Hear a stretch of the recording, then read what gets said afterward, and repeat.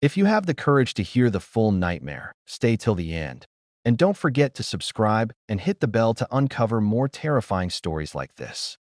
Only those who stay till the end will know the real truth and the horror that will sink deep into their mind. That was the thought echoing inside my mind as I walked past the old abandoned Hawthorne House, a decaying two-story structure on the far edge of Willow Creek, Oregon. Most people avoided this place. Its peeling paint, broken windows, and collapsed porch made it look like it wanted to swallow anyone who came near. But that night, something pulled me toward it, something I still regret listening to. The air around the house felt unnaturally still, as if the wind itself didn't want to touch it. I was just planning to cross the street and keep walking when suddenly I heard it. A voice. My voice. It came from inside the house, muffled, panicked. "Help, help me." I froze so hard my breath caught in my throat. The voice wasn't similar to mine, it was mine. Same tone, same pitch, same break in the syllables. Hearing your own voice calling for help is a kind of terror I can't explain. It makes your skin tighten. It makes your mind bend. For a moment, I tried convincing myself that maybe someone else was inside copying me. Maybe it was a prank. Maybe someone needed help. The guilt of ignoring it clawed at me, and against every instinct, I touched the rusted front door. It creaked open on its own. Cold air spilled out like the house was exhaling. "Hello," I called out, though my voice sounded smaller than I intended. "Is someone here? Do you need help?" No reply. Only the faint, low hum of the empty house. I stepped inside. The moment my foot crossed the threshold, the door behind me slammed shut with a violent bang. My heart jumped into my throat. I rushed back to pull it open. It wouldn't move. I pulled harder. Still locked. Then I heard it again. From upstairs. My voice. "Help, please help me." A chill crawled up my spine. I tried to shout back, but my throat tightened. The staircase to the second floor stood at the center of the hallway, swallowed in shadows. Something about the darkness felt alive, watching, waiting. I forced myself forward. As I moved deeper, a strange realization hit me. Every hallway in that place looked the same. Same torn wallpaper. Same cracked floorboards. Same broken picture frames. I turned left, same. Turned right, same. It felt like I was walking through a loop, like the house was rearranging itself around me. Then came the first sound. A sharp, quick footstep behind me. I spun around instantly. No one there. But I swear, I felt someone rush past me. A cold sprint of air brushing my shoulder. Like a person running full speed inches behind me. "Hello." My voice cracked. "Who's there?" Another sound answered me. A distant child crying somewhere on the upper floor. Then a woman's faint scream turning into a breathless whisper. My pulse hammered so hard it felt like it was shaking my ribs. I stepped past a shattered mirror leaning against the wall and froze. In the reflection, I saw myself, but not like a normal reflection. One version of me was crying. Another was grinning. Another had its head tilted unnaturally sideways. And all of them mouthed the same words silently. "Help me, help me." I stumbled back so hard I nearly fell. The house wasn't haunted. It was alive, and it wanted something from me. I turned toward the stairs again because the voice, the one that sounded like me, was growing louder and more desperate. "Help me, please hurry." Against my will, my legs moved.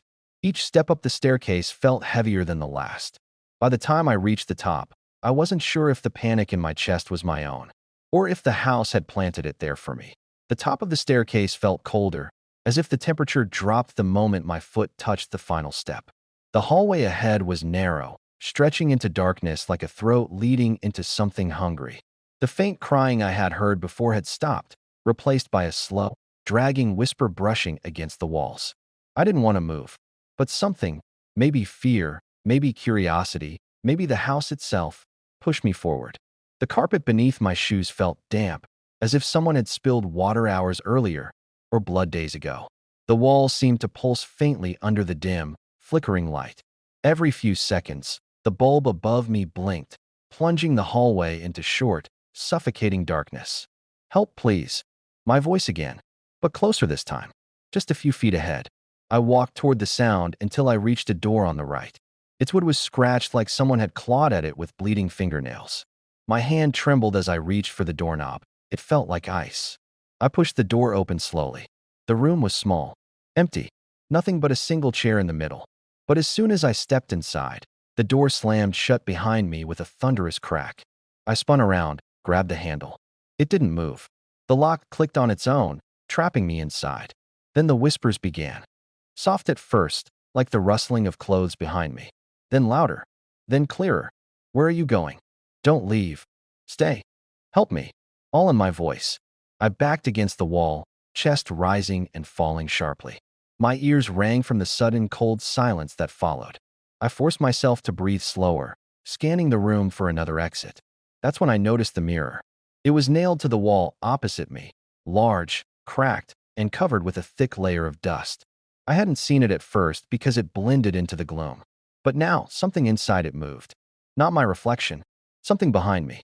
I turned instantly. No one there. Empty room. Still air. I slowly looked back at the mirror. My reflection stood where I stood, but its breathing didn't match mine. It breathed slower, heavier, its chest rising a second after mine. Its eyes were darker, sunken, as if it hadn't slept in years. And then, its lips moved. Help me. I froze.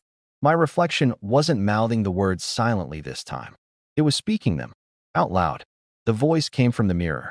Before I could react, the reflection stepped back, and another version of me appeared beside it. This one was smiling, a stretched, unnatural grin that reached too wide for any human face. Then a third version, then a fourth. Soon the mirror was filled with dozens of me, crying, laughing, screaming, tilting heads, blinking too slowly, staring unblinking, twisting their necks, jerking like broken puppets, all chanting in a haunting chorus. Help me, help me, help me. I felt the air shift behind me. A presence. Slow, heavy, breathing down my neck. I couldn't move. My legs felt glued to the floor as if the house had claimed them. My heart hammered so painfully I clutched my chest. The whisper grew louder behind me, close enough that I felt its vibration in my ear. I forced myself to turn around. The room was still empty, but the whisper didn't stop. It moved. It circled me. Invisible footsteps scraping the floor just inches away. Something brushing against my shoulder like cold, dead fingers. I backed toward the door, hands trembling. Let me out, I whispered. Please. The lock clicked. Slowly, as if someone on the other side was smiling while opening it. The door creaked open by itself. But the hallway outside wasn't the same hallway I had walked through moments ago. The wallpaper was different.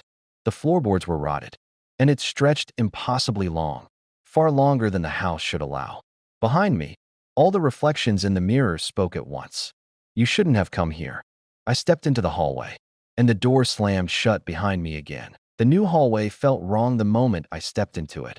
Wrong in the way a nightmare feels familiar but twisted. The walls were covered in mold-blackened wallpaper that curled like peeling skin. The lights overhead buzzed faintly, some flickering, others dead entirely. The air smelled damp, metallic, like rusted pipes, and something older, something rotten. I swallowed hard and forced myself to walk forward. Every step made the old floorboards moan as if the house was reacting to my presence. The sound echoed down the endless corridor, bouncing back at me in distorted shapes, like several versions of my own footsteps were following from behind. I looked back. The door I had come through was gone. Not closed. Gone. Just a seamless stretch of wall where it should have been. A wave of dizziness hit me, and I pressed my palm against the wallpaper. It pulsed beneath my touch, like something inside the wall was breathing slowly. I yanked my hand away, wiping it on my jeans with a restless tremor. A faint voice drifted from somewhere far down the hallway. Not mine this time. A child's voice, barely above a whisper. Are you lost? Every muscle in my body tensed. I scanned the hallway. Empty. Then a soft patter, like small bare feet running across wood. I turned toward the sound, but the hallway now looked darker, tighter, like the walls were bending inward. My heartbeat echoed in my ears, each beat louder than the last. I continued walking, my breath shaking in my throat. Halfway down the corridor, I saw a door on the left, slightly open, light flickering inside. I hesitated, but staying in the hallway felt worse. I pushed the door open. The room inside looked like a child's bedroom, at least at first. A tiny bed sat against the wall, sheets torn, mattress split open like something crawled out of it. Toys were scattered across the floor, but they weren't normal toys. Some were missing eyes, others twisted into shapes that made no sense, like limbs tied in impossible knots. A small table lamp flickered on and off, and each time the light returned, the shadows on the wall seemed to shift positions. I stepped in slowly. "Hello?" The moment I whispered, the door slammed shut behind me. The lamp went out. Darkness swallowed the entire room. Then, tiny footsteps. Soft, fast, running around me in circles. My breath hitched. I reached out blindly, hands trembling, but touched nothing. The footsteps sped up, circling me, tightening around me, until a soft giggle cut through the dark. A child giggling. Then a voice. "You shouldn't be here." A sharp breath escaped my chest. The lamp flickered back on, and standing in front of me was a child, but not alive. Her skin was pale, almost gray, her hair matted, her eyes pitch black like hollow pits that sucked in the light. She tilted her head slowly to the left, then to the right, bones cracking audibly with each motion. I stumbled back, heart pounding. What do you want?" She blinked once. Then her mouth opened slightly. But instead of a child's voice, my voice came out. "Help me." I nearly screamed. The little girl took one slow step toward me, her bare feet dragging across the wood. And as she moved, the shadows behind her grew, stretching, warping, reaching for me like long, thin arms. I grabbed the doorknob and twisted. Locked. I twisted harder. Nothing. The child's shadow arms reached farther, slamming their long fingers against the walls. Her voice, the one that sounded like mine, grew louder. "Help me, help me, help me." Desperate, I shoved the door with my shoulder. Once, twice, a third time. The wood cracked, splintered, and finally burst open. I stumbled back into the hallway, gasping. The child stood in the doorway, staring at me with those black, empty eyes. Then, she smiled. The same smile I saw in the mirror that I stumbled back into the hallway, my chest heaving, my hands shaking uncontrollably. The child, or whatever it was, didn't follow me. She stood there, perfectly still, her empty eyes fixed on me. But then I realized something far worse. The hallway wasn't empty anymore. Shadows crawled along the walls, stretching unnaturally long, twisting like they had a life of their own. They weren't just shadows. They were shapes of people I knew, faces of strangers, even my own face distorted in grotesque angles. Every shadow whispered my name in soft, mocking tones. "Michael! Michael!" I froze. The air grew colder, so sharp against my skin that it burned. I felt trapped between the walls that seemed to bend closer, closing me in. My footsteps echoed, but every echo sounded slower than mine, like time itself had warped around me. Then I heard it. A door slammed behind me. I spun around. The hallway was empty again, or at least it looked empty. But the air smelled different, like wet earth and decay, like something had died here, maybe many somethings. I kept moving, knowing I had to keep moving. Each step felt like dragging through mud. My legs ached, but I couldn't stop. Something was following me, something unseen. I reached a corner and peeked around it. The hallway stretched endlessly ahead. Doors lined both sides, some closed, some open. From one open door came soft sobbing, from another a whispering chant. I couldn't make sense of it, but the noises were familiar. Voices I should recognize, but distorted, warped into haunting, unrecognizable forms. I swallowed hard and chose the first open door on my right. The room was dimly lit by a single bulb hanging from the ceiling, swinging slightly. Shadows danced across the peeling wallpaper. I stepped in and froze. There was a mirror across from the door. Not just any mirror. It was enormous, stretching from floor to ceiling. I could see myself, or so I thought. The reflection moved differently. It raised its hand after mine, tilted its head slightly to the side when I did not. Its eyes glowed faintly in the dim light. And then it smiled, a slow, deliberate, terrifying smile that reached far too wide across its face. I tried to look away, tried to scream, but the sound stuck in my throat. My reflection raised both hands, fingers bending unnaturally, beckoning me closer. "Help me." The voice came again. Mine, distorted, broken, echoing around the room. The mirror's surface rippled like water, and suddenly, another reflection appeared beside mine. Then another, then another. All of them whispering, laughing, crying, a chorus of distorted "help me, help me." A sudden loud bang made me jump. The mirror cracked in one diagonal line, and I saw behind it, The room extended impossibly far, a long hallway filled with shadows moving too fast to identify. Something was in there, watching, waiting. I stumbled backward, my foot hitting a broken chair. It toppled, and the loud crash echoed down the endless hallway of the mirror. And then I heard it, footsteps behind me. Fast, running, circling, stopping abruptly, then silence. I turned quickly. No one there. But the air pressed against my chest as though invisible hands held me in place. My heart raced faster than I thought possible. Then came the whisper, almost directly in my ear. "Why did you come here?" I spun. Empty hallway. Empty room. The whisper grew into a low, guttural laugh. It surrounded me, filled the room, rattled the walls. Every object shook. Dust fell from the ceiling. A picture frame on the wall flew off, smashing to the ground in pieces. I ran. I didn't even know where. I just ran, my hands clawing at walls, the whispers chasing me with every step. The mirrors on the walls reflected dozens of versions of me, all running, all screaming silently, all pointing behind me toward something I couldn't see. Something unseen was closing in. I stumbled into the next door, slamming it shut behind me. The room was dark, empty, quiet. For the first time, the silence was unbearable. And then, from the corner, I heard it. A soft, slow, dragging sound. Something moving just out of sight. I held my breath, listening. The shadow shifted. The child's voice, faint but unmistakable. "Help me. Michael. Help me." I pressed myself against the far wall, trying to make myself as small as possible. The room was pitch black now, the single bulb swinging above having gone out entirely. My breathing echoed loud in my ears, and every instinct screamed at me to run. But where could I go? Every door I had passed through seemed to vanish once I turned my back, leaving me trapped in this endless nightmare of halls and rooms. The dragging sound grew louder. Slow, deliberate, scraping against the wooden floor as it approached. I forced my eyes open just enough to see the shadows pooling in the corner of the room. My stomach dropped.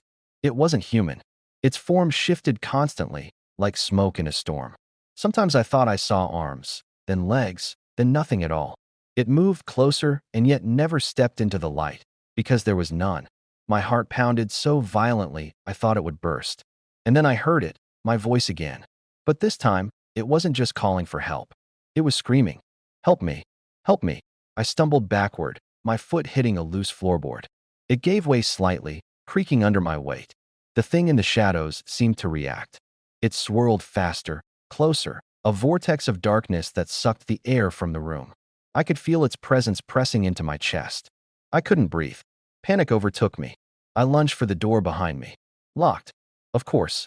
My hands pounded on the wood, but it didn't budge. Then the walls themselves seemed to close in, bending toward me. I was trapped, surrounded. The whispers began again. Not my voice this time. Others. Children laughing softly. Women sobbing. Men muttering in low, indistinct tones. Every word overlapping into one unbearable sound. Then I saw them. Shadows along the walls, closer than ever before. Shapes I recognized. My father's face, twisted and grinning. My friend Lucas, mouth open in a silent scream. My own reflection, pale and empty-eyed, floating inches from my shoulder. They weren't just shadows, they were alive. And they were laughing. A door at the far end of the room opened slowly, creaking in a way that sounded like fingernails scratching. I forced myself to look. Inside was a long hallway, dark and infinite. I didn't know why, but I ran toward it. My legs moved on their own. I didn't think. I didn't breathe. I ran. The hallway stretched endlessly, and as I ran, I noticed every room I passed reflected horrors in the mirrors along the walls. Children with hollow eyes, screaming women, twisted versions of myself crawling on all fours. Each mirror reflected me differently, as if mocking me. One reflection laughed, another wept, another whispered, "Help me," in a voice that was mine but broken, splintered into something inhuman. A sudden sound behind me made me spin. A door slammed with a deafening crack. Footsteps, running, stopping, scraping. The presence of someone, or something, was chasing me. I could feel it in my spine. I could feel it breathe behind me. I entered another room. Dim light from a cracked window revealed a small child's bed. The sheets were torn. The mattress sagged as if something heavy had lain in it. The small chair in the corner rocked slightly, as if recently vacated. And then I heard it. Soft, delicate, innocent, but terrifying. A baby crying. I froze. The cries weren't coming from a baby. They were coming from the walls themselves, from the corners of the room, from the shadows in the mirrors. Then the whispers started again. Help me, help me. I backed into the corner, my chest heaving, my hands shaking. I couldn't move. I couldn't think. The mirrors around me reflected dozens of versions of me, each pointing toward the far wall where the cries seemed strongest. A shadow moved behind me, crawling along the ceiling. My reflection in the mirror raised its hand and waved, mocking me, beckoning me. I wanted to scream, but my voice was gone. Only my heart's pounding filled the room. The crying grew louder, the shadows closer, and I realized the house wasn't letting me leave. It wanted me to feel every second of terror, every ounce of fear, every bit of helplessness. I stumbled forward, toward the far wall, toward the crying. My fingers touched something cold. Metal. A doorknob. I turned it desperately, praying. The door swung open, and the hallway on the other side stretched into darkness deeper than I could see. I stepped through the door, my legs trembling so badly I thought I might collapse. The hallway beyond was impossibly long, darker than any night I had ever known. The walls were painted in peeling shades of gray, and shadows stretched unnaturally across the floor, like black fingers reaching for me. I could hear whispers echoing from every direction, overlapping, never stopping, pressing against my mind. Help me, help me, help me. The voice was mine, again, but it wasn't mine alone. Somewhere behind it, dozens of others joined in, layering over my own words. I covered my ears, but the sound only intensified, rattling inside my skull. I ran, not knowing where I was going. The hallway twisted and turned like a snake, but every turn looked identical. Doors appeared along the walls, some cracked open, some shut tight. From one of the open doors, I could hear my mother's voice crying, soft and broken. From another, a child's laughter, high-pitched, chilling, like glass breaking in the dark. I tried to ignore it. My legs moved on autopilot, carrying me forward despite the terror rooting itself in every muscle. And then I felt it, a cold brush along my shoulder, like icy fingers sliding across skin. I spun around. Empty hallway. No one. Nothing. The air grew heavier, like I was wading through water. My breaths came fast, shallow, burning my lungs. I felt my chest tighten, my pulse hammering like a drumbeat in my ears. The hallway began to narrow, walls bending inward slightly, as if the house itself was closing in. Ahead, I noticed a faint light flickering from under a door. Relief washed over me. Some kind of exit, I thought. I sprinted toward it, ignoring the whispers, ignoring the cold that had seeped into my bones. My hand slammed against the door. It opened, but the room inside wasn't a room at all. It was a maze. Corridors crisscrossed endlessly, mirrors lining the walls at every turn. Each reflection showed me differently. One screaming silently, another laughing with wide, broken teeth, another crawling toward me on all fours. The mirrors rippled as if the house itself was breathing, distorting the reflections into grotesque forms. From one corner, a shadow detached itself from the wall. It moved independently, sliding across the floor without making a sound. Its shape shifted constantly, never settling on one form. One moment, it looked like a man, the next, a child, then, a twisted version of me. It lunged toward me, then vanished, leaving behind only a whisper. Why did you come here?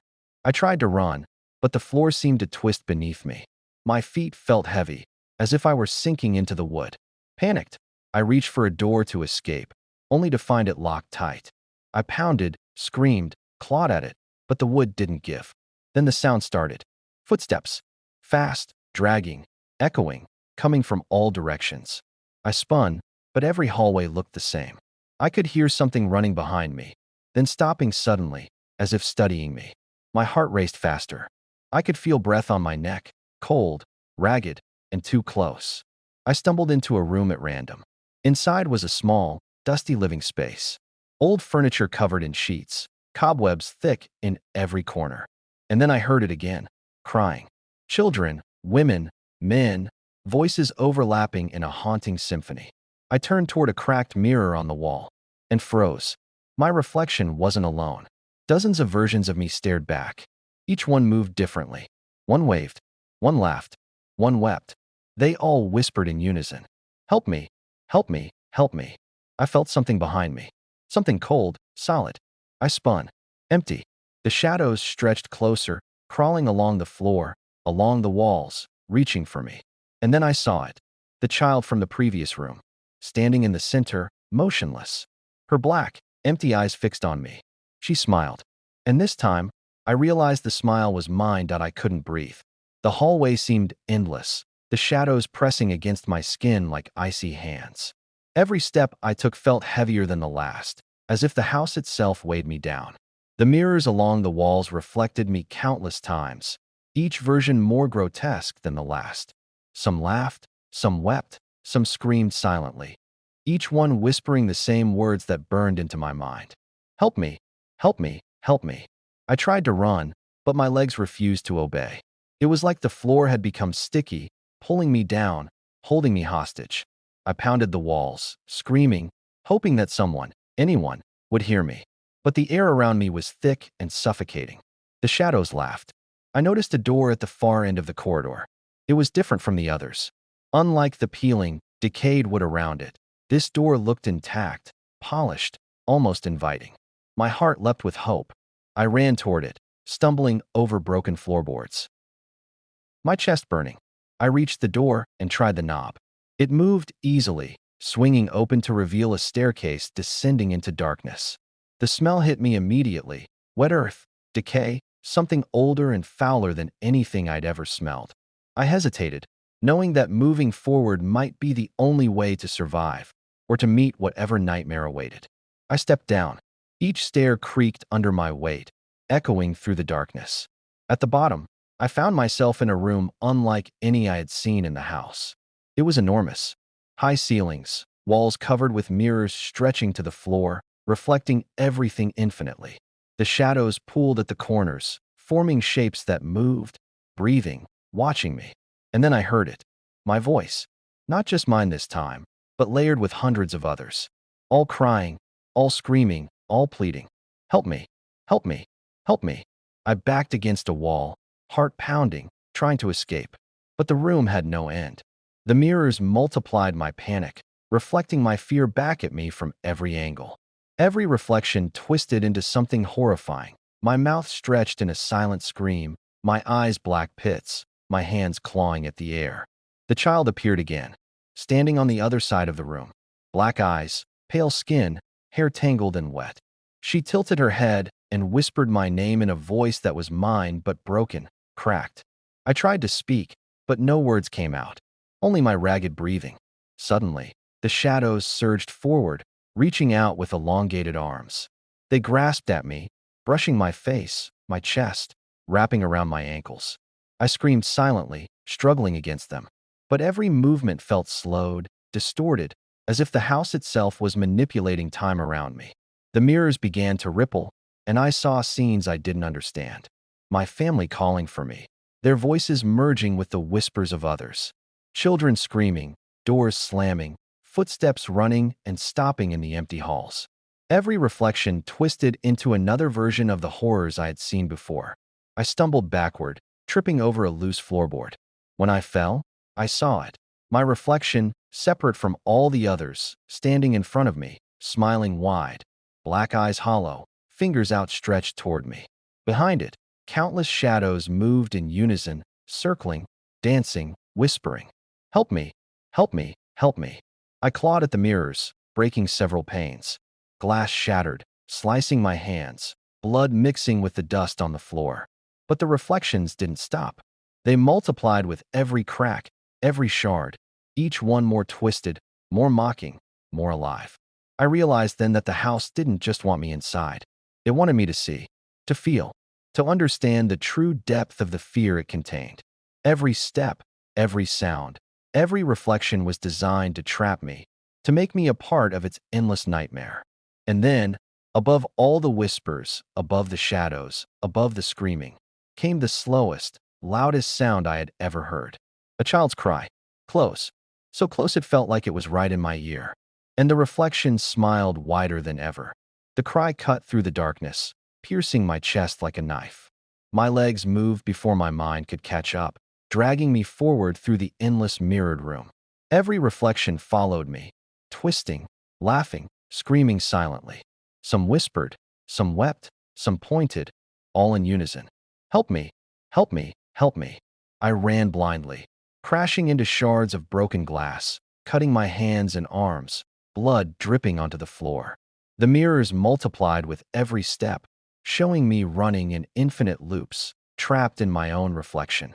I could feel the shadows closing in, their icy fingers brushing against my skin, tugging at my hair, wrapping around my ankles. Then I heard it. My voice, louder than all the others, but different, clear, desperate, real. Michael, come closer. It came from the far end of the room. A door appeared where none had existed before, faint light spilling out. Hope flared inside me. I ran, ignoring the whispers, ignoring the shadows. My feet pounded against the floor, every heartbeat echoing in the mirrored walls, every step dragging me deeper into the nightmare. I reached the door and pushed it open. The light blinded me for a moment. When my eyes adjusted, I saw a room that looked ordinary. A living room, warm light spilling from a fireplace. A couch, a rug, the smell of old wood and faint smoke. I stepped inside, relief washing over me. I could almost believe I was safe. Then I heard it. A faint laugh. I turned. Empty room. But the mirrors along the walls, mirrors I hadn't noticed, reflected more than just me. They reflected the house behind me, stretching, endless. And in every mirror, the child was there, standing, watching. Her black eyes bored into mine, unblinking. Her smile stretched impossibly wide. I backed toward the door, heart hammering. The floor beneath me groaned. The shadows surged. From behind, a chorus of voices, layered and broken, all chanting in a terrifying harmony. Help me! Help me! Help me! I yanked the door open. Outside, the hallway looked different again. Dark, decayed, endless. But I didn't care. I ran. I didn't look back. I ran faster than I thought possible, my lungs burning, my legs shaking, the whispers following me, feeding into the panic clawing at my chest. Suddenly, the hallway ended. A wall. Solid. Unyielding. No doors, no windows, nothing. My breath came in ragged gasps. The whispers grew louder. The shadows pressed closer. I turned slowly, and the child was there, standing in front of me. I tried to step back. My legs didn't obey.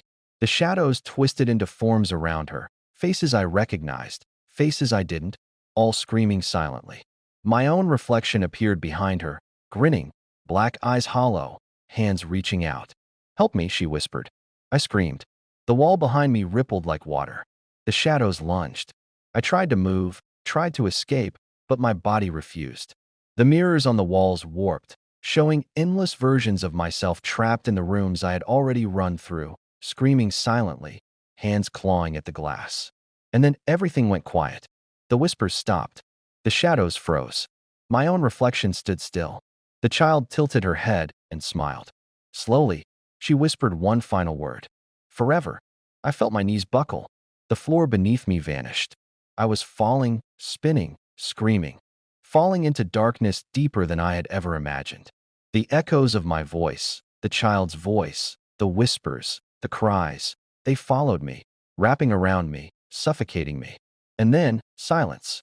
The last thing I saw before everything went black was my reflection, smiling wide, waving at me, as if welcoming me home. And I understood. Some doors, some houses, some nightmares are not meant to be left. If you enjoyed this horror story, don't forget to subscribe to the channel and turn on the bell icon for more terrifying stories.